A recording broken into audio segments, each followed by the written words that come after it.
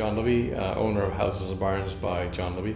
So the project on Wheaton Island, the first phase is understanding where the buildings were going to be set. So with the clients, Bo and Betsy, we had with Bo Bartlett and Betsy Evie, we had them out there with a pile of strapping, and we laid out 6 possible locations where the buildings may be constructed, giving them opportunity to suggest angle locations and all that goes with it. Hi, my name is Mike Shipley. I was the project manager / crew coordinator of the Wheaton Island project. Day one was basically just trying to get all of the machines and material on the island off of a barge, which we needed a very high tide for.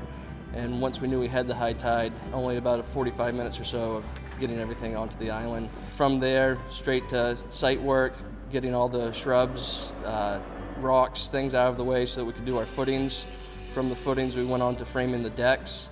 The decks took us about 2 weeks to do for both buildings. And from there, we got a helicopter to get the rest of the material on the island.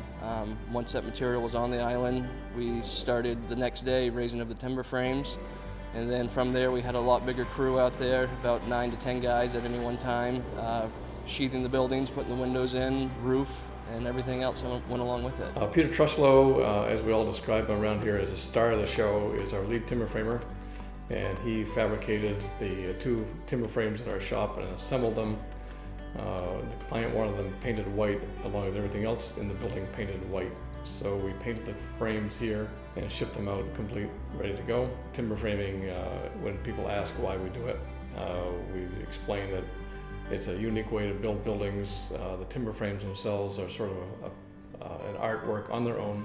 John's brave, and he's a really pleasure to work with because everything's viable. Everything's within reach for John. He's just, he doesn't shy away from challenges, and building out here 20-something miles out to sea, you know, I keep telling him how impressed we are with his ability to have thought about everything in advance that has to happen to build on a rock in the middle of the wide open Atlantic. It's been incredibly impressive.